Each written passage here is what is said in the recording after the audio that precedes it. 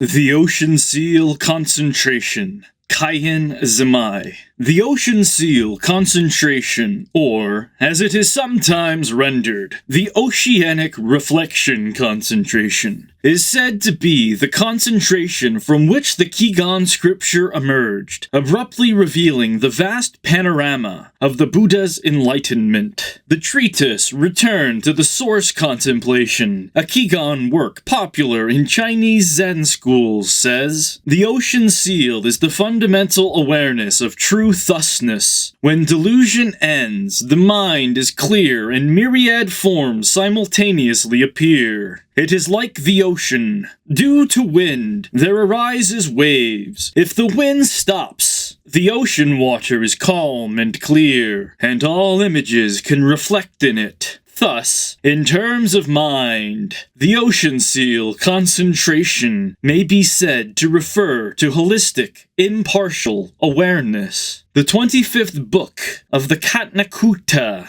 Scripture says, just as all streams enter the ocean, all phenomena enter the seal of phenomena. Hence the name Oceanic Seal. The seal of phenomena, or seal of law, refers to the treble seal of Buddhism. The 22nd book of the treatise on great transcendent wisdom says, the seal of law of Buddhism is threefold. First, all compounded things are born and perish from moment to moment. All are impermanent. Second, all things are selfless. Third is silent, extinct, nirvana. The 20th book of the same treatise says, if one thinks in a discriminatory way, this is the net of the devil. Not being moved and not remaining based on this is the seal of the law. In this essay, Dogen introduces the ocean seal concentration by a paraphrase based on a passage from the scripture spoken by Vimalakirti and the recorded sayings of the great master Beso. Following Beso, Dogen cites the scripture in this way, only by the compounding of many elements, or phenomena, is this body made. At the time of its arising, only elements arise. At the time of its vanishing, only elements vanish. The strategy of analysis into elements is a traditional Buddhist device to dissolve the notion of intrinsic identity of the body and mind as a self or person. It also counters the notion of inherent identity of any compounded form. At the same time, in its broad application, this passage refers to the body of the universe as being a single compound or nexus of elements, a typical Kigan view. As Dogen makes clear later, this seeing of the whole nexus is the ocean seal concentration. The scripture as quoted by Dogen goes on to say that the elements do not announce their arising and vanishing. This is like saying that they have no intrinsic identity. The notion of phenomena arising and vanishing depends on discriminating thought. In the terms of the treatise Awakening of Faith in the Mahayana, popular in both Zen and Kigan schools, awareness has two aspects: awareness of thusness and awareness of birth and death. Delusion means being trapped in the latter, in discriminating thought, which singles out things as discrete entities, and thus is a linear, sequential way of perceiving, marking beginnings and ends. This is called delusion when it is believed, implicitly or explicitly, to be all there is, to be the only way of seeing, to be the true description of reality. This kind of awareness is by nature restrictive and exclusive, and for that reason may be useful and practically necessary at times, while being harmful and counterproductive at others. To put it in a wider perspective, the awareness of thusness, being as is, without conceptual glosses, is cultivated in Buddhism. Ultimately, enlightenment includes both aspects, so that one is neither forced to feel that thought and discrimination reveal the whole of reality, nor rendered incapable of orderly perception and discursive reasoning. The final portion of the scriptural passage hints at the method of arriving at this synthesis. Prior moment, succeeding moment. Each successive moment does not await the next. Prior element, succeeding element. The elements do not await each other. This is called the ocean seal concentration. The word moment also can be rendered as thought, and in Sanskrit texts, the term thought moment or mental moment is often found. The point, as it applies to Zen meditation, seems to be awareness of the flux of moments without clinging, without stopping to bind them mentally into fixed structures or images, thus, without the attention being caught up or dwelling on anything conceptually specified. The holistic awareness remains free and unobscured, while the flow of events is clearly and impartially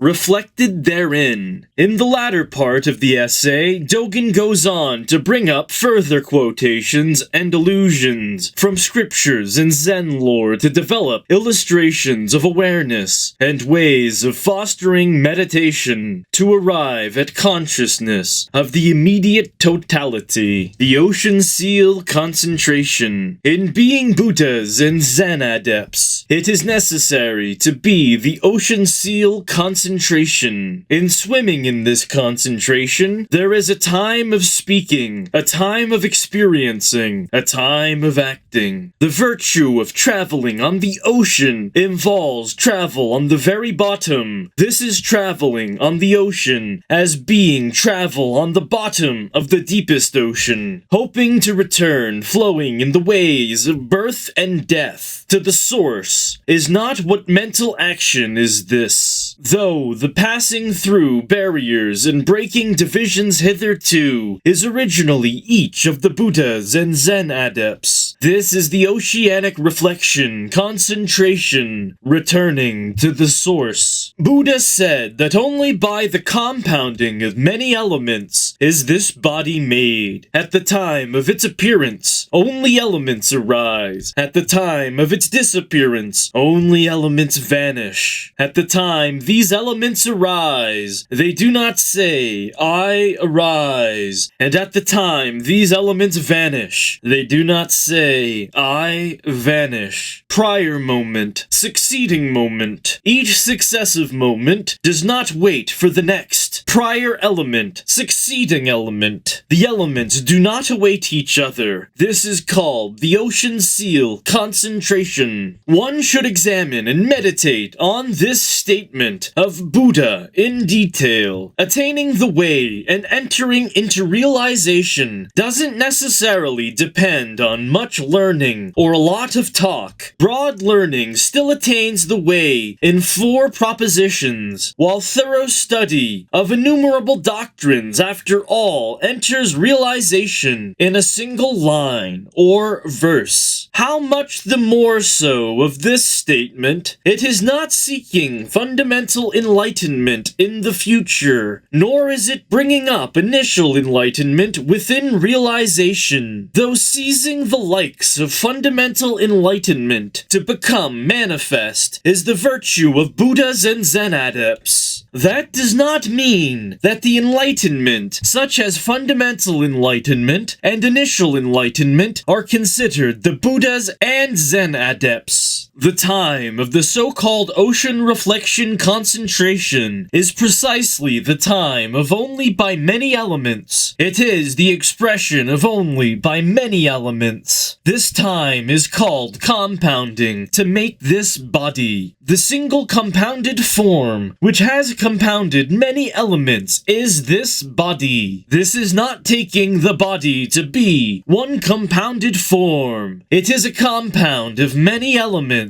It is expressing compounding to make the body as this body. When it arises, only elements arise. This elements arise never leaves behind arising. Therefore, arising is not cognitive awareness, not knowledge or perception. This is called, they don't say, I arise. In not saying I arise, it isn't that others perceive or cognize, think or discern that these elements arise. When meeting transcendentally, there is indeed loss of opportunity in meeting. Arising is necessarily the arrival of the time, because time is arising. What is arising? It must be arisen. This is already arising, which in time causes skin, flesh, bones, and marrow to all be revealed alone.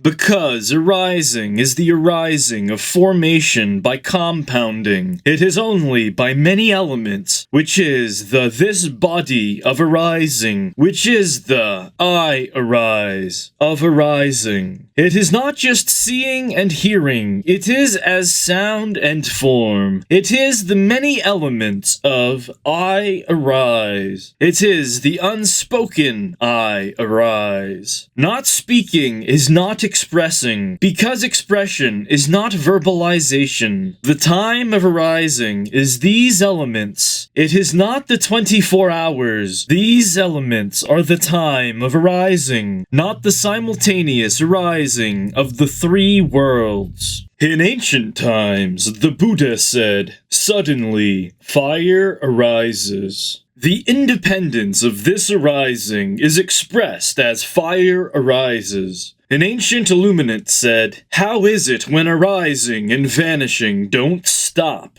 So this arising and vanishing is unceasing. As we arise, we vanish. This statement of not stopping should be comprehended positively by leaving it to itself. It causes this time when arising and vanishing don't stop to cease and continue as the life pulse of the enlightened ones. When arising and vanishing don't stop is whose arising and vanishing. Whose arising and vanishing is it? Is to those who may be liberated by this body. It is then manifesting this body. It is, and teaching them. It is the past mind cannot be found. It is you have attained my marrow. It is you have attained my bones. Because it is whose arising and vanishing. When these elements vanish, they don't say, I vanish. Indeed, the time of they don't say I vanish is when these elements vanish. Vanishing is the vanishing of elements. Though it is vanishing, it must be elements. Because they are elements, they are not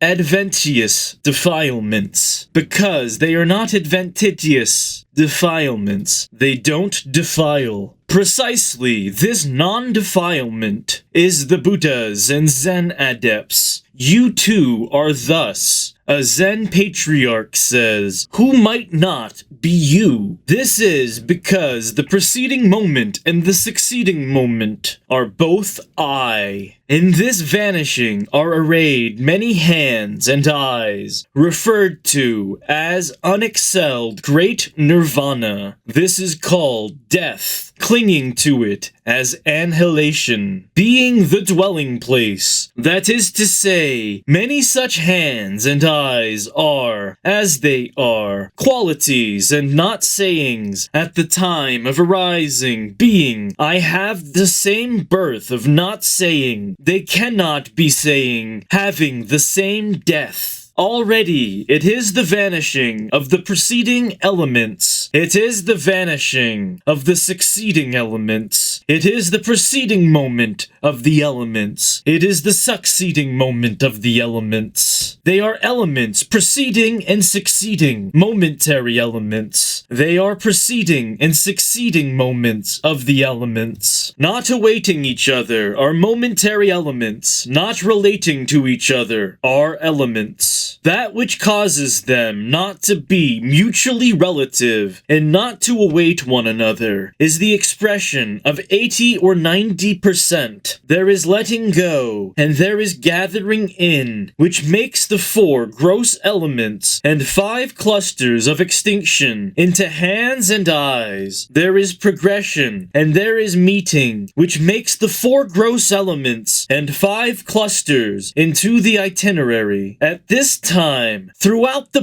body is hands and eyes, but yet it is not enough. All over the body is hands and eyes, but yet it is not enough. In general, extinction is a quality of Buddhas and Zen adepts. As for the fact that now there is this statement of non-relation and non-awaiting, know that arising is arising in the beginning, middle, and end. It is a case of officially, not even a needle is admitted. Privately, even a horse and carriage can pass. It is not making extinction await or relate to beginning, middle, and end. Even though elements suddenly arise where there has been extinction, this is not the arising of the extinct, it is the arising of elements. Because it is the arising of elements, they do not await each other. Also, it is not relating extinction to extinction. Extinction is also extinction of beginning, middle, and end. It is a case of not bringing it forth when meeting, raising the idea you know it exists. Even though there is suddenly extinction where there has been arising, it is not the extinction of arising. It is the extinction of elements. Though it may be the this is of extinction, though it may be the this is of arising, it is just the ocean seal concentration being called myriad elements. The cultivation and realization of this is not non-existent. It is just this non-defilement is called the ocean seal concentration. Concentration is actualization. It is expression. It is the nighttime when one reaches back for the pillow. The reaching for the pillow wherein the nighttime is reaching back for the pillow is not merely for billions and billions of eons. It is a case of in the ocean, I only expound the scripture of the lotus of the wonderful teachings eternally. Because it is not saying, I arise. It is I. In the ocean, the preceding face is eternally expounding, which is, as soon as one wave moves, myriad waves follow. The succeeding face is the scripture of the lotus of the wonderful teaching of as soon as myriad waves move, one wave follows. Even though causing 1,000 or 10,000 foot string to be rolled up and rolled out, what is to be regretted is its hanging straight down. The preceding and succeeding faces are I. On the face of the ocean, it is like saying the preceding point and the succeeding point. The preceding point and the succeeding point is putting a head on top of a head. In the ocean is not that there are people. I. In the ocean is not the abode of people, of the world. It is not what sages love. I alone am in the ocean. This is the expounding of only, eternally. This in the ocean is not the providence of in between, inside, or outside. It is eternally expounding the scripture of the lotus of the wonderful teaching. Though it is not dwelling in the east, west, south, or north, it is the full boat empty, carrying the moon back. This true return is directly returning. Who would say this is action lingering in the water? It is just manifesting actualization within the bounds of the Buddha way. That is all. This is considered the seal that stamps water. Further, we say it is the seal that stamps mud. The seal that stamps water is not necessarily the seal that stamps the ocean. It must be the seal that stamps the ocean transcendentally. This is called the ocean seal, the water seal, the mud seal, the mind seal. Purely conveying the mind seal. It stamps water, stamps mud, stamps space. Master Sozan was asked by a monk, I understand that in the teachings it says, the great ocean does not lodge a dead body. What is the ocean? Sozan said, it contains all existence. The monk said, why doesn't it lodge a dead body? Sozan said, one void of breath is not attached. The monk said, since it contains all existence, why isn't one void of breath attached? Sozan said, it is not that myriad existence are void of breath in effect. This Sozan was a spiritual brother of Ungo. Here, the essential message of Tozan was truly accurate. This I understand, that in the teachings it says refers to the true teachings of Buddhas and Zen adepts. It is not the teachings of ordinary or holy people. It is not the small teaching of transmitting Buddhist doctrines. The great ocean does not retain a dead body. This so-called great ocean is not an internal ocean or an external ocean and cannot be like the 8 oceans. These are not what the student is questioning. It is not only recognizing what is not an ocean as the ocean.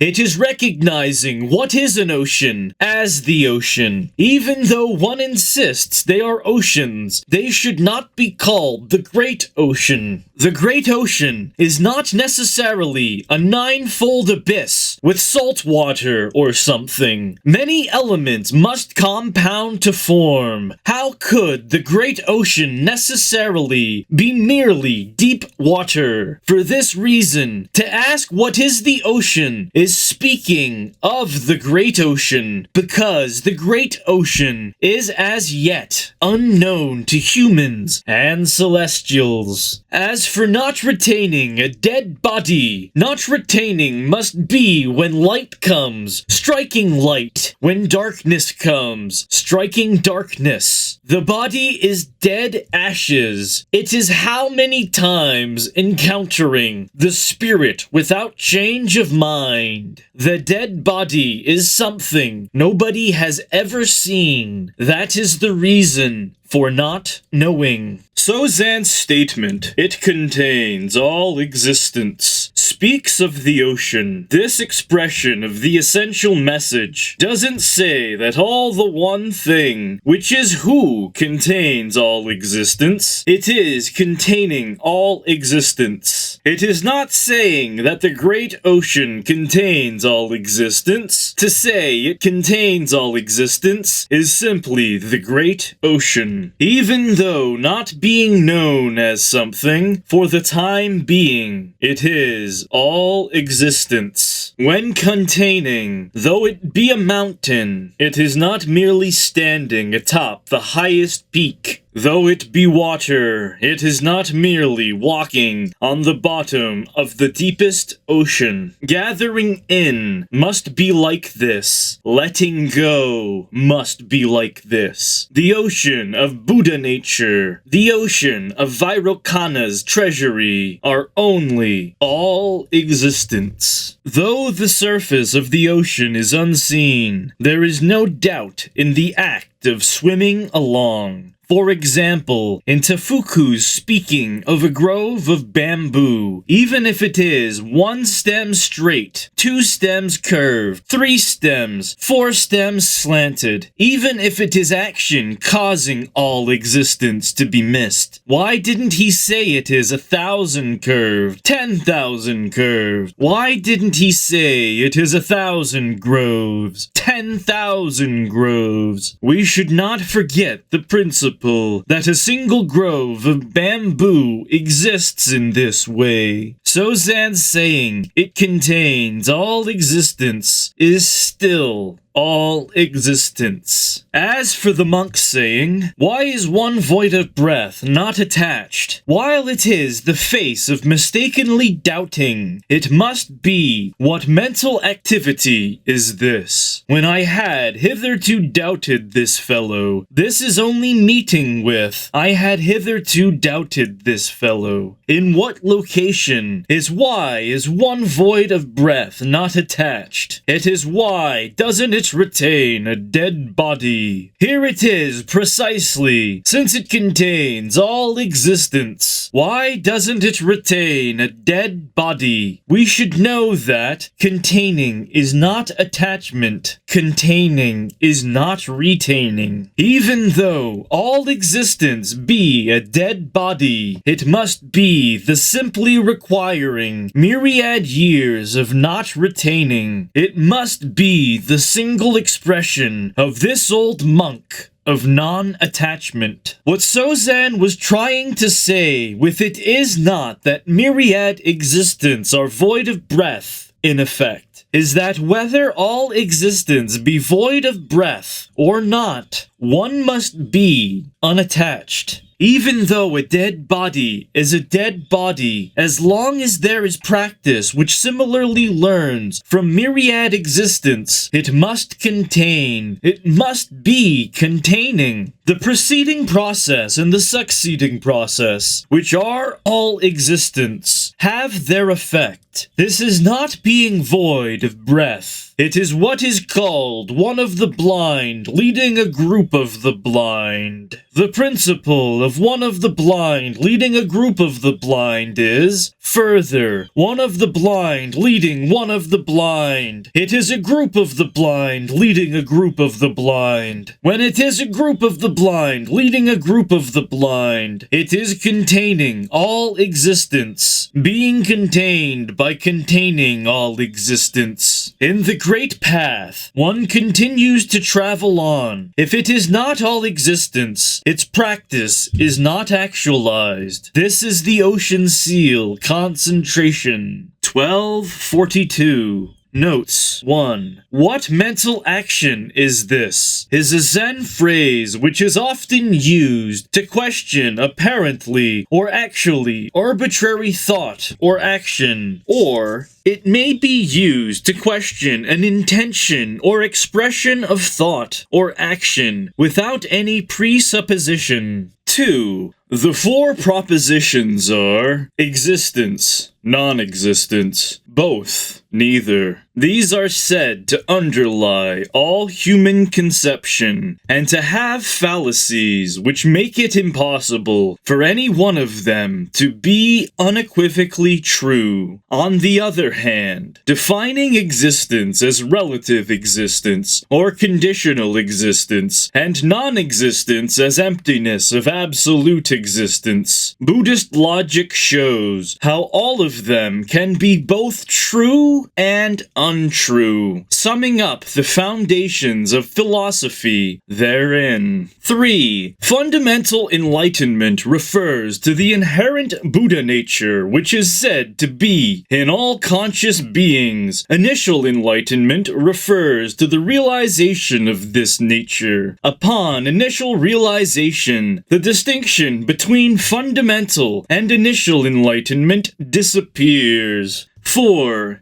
Elements arise, never leave behind arising. That is to say, each moment is new, becoming is continuous. Therefore, arising is not cognitive awareness, not knowledge or perception. The direct experience cannot be said to be cognitive awareness, knowledge, or perception, because these are after-the-fact organizations of data recollected from the preceding moment of the ongoing flux. Also, they are indicative of subject-object dichotomy, which does not pertain in direct experience. Thus, the non-identification of arising elements refers to the immediate experience without conceptualization or labeling. 5. A monk asked Razan, "How about when arising and vanishing don't cease?" Razan said,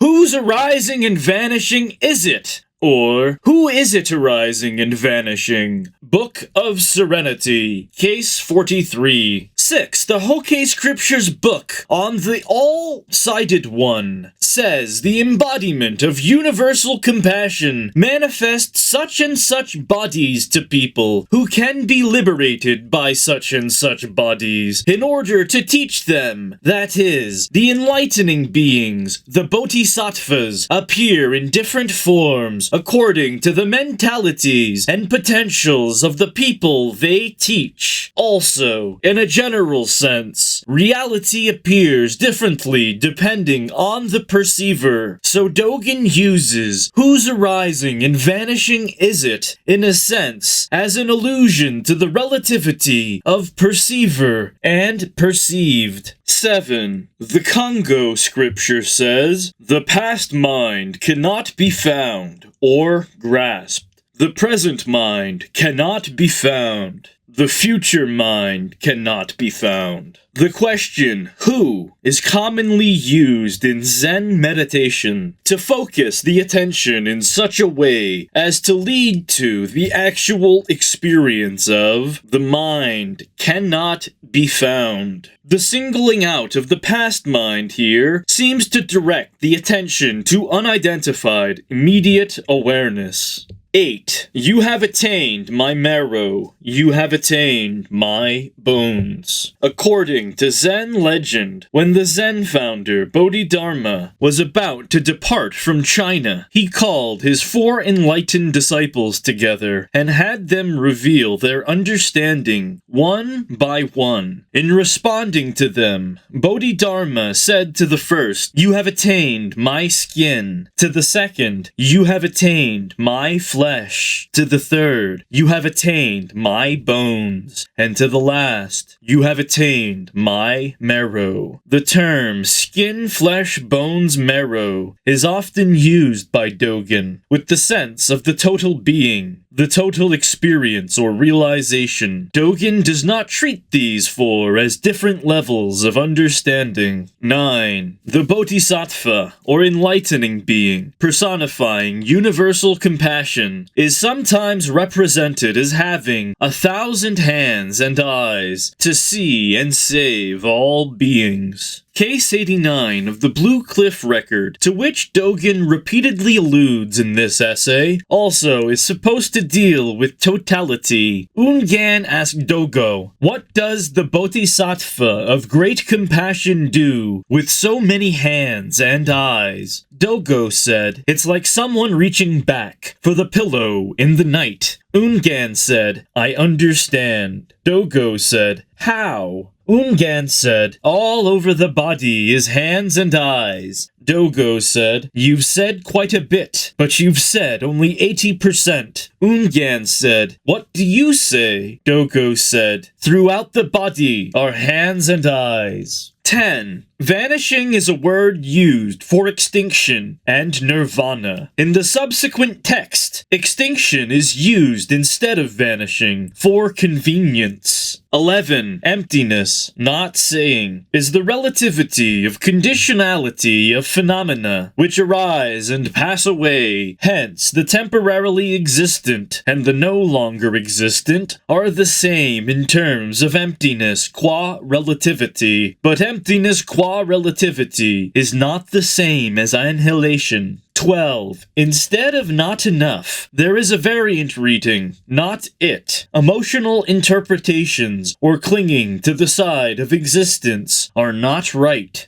See the verse and commentary to Case 89 of the Blue Cliff Record. 13. This means everything exists conditionally, privately, while nothing exists absolutely, officially. It also means wisdom, seeing through everything, doesn't cling to anything, but compassion may use any appropriate means for enlightenment. 14. Var lect. They are too relative to the characteristic of awaiting. Non-relation and non-awaiting refer in a way to both conventional and absolute reality. Provisionally, things seem to be discrete. Absolutely, there is nothing in essence to relate to or await, because there is no intrinsic reality in elements. This passage can be interpreted in terms of both the Kigan and Hokkei teachings. According to Kigan philosophy, the interrelation and independence of all things means that the unit implies the manifold, and the manifold implies the unit. So, when one wave moves, myriad follow. When myriad waves move, one follows. Another interpretation would be to take one in a totalistic sense. The one whole contains many elements. Many elements make one whole. On this pattern, the first part, myriad following one, represents the Kigan teaching, while the second, one following myriad, represents the Hokkei. That is, the Kigan, which is represented as the eternal teaching of all Buddhas as manifestations of the cosmic Buddha, emphasizes many teachings emerging from the holistic realization of Buddha. The Hokkei teaching, which is called the Lotus of the Wonderful teaching, emphasizes many teachings, leading into the total enlightenment of Buddha. 16. Annals of the Empty Hall, a Zen classic of the Chinese parent of the Soto school, says in Case 17, turning around the light of awareness to illumine within, you directly return, clearly arriving at the spiritual root. It is not grasping or rejection. 17. Stamping mud, water, space, according to the Soto teacher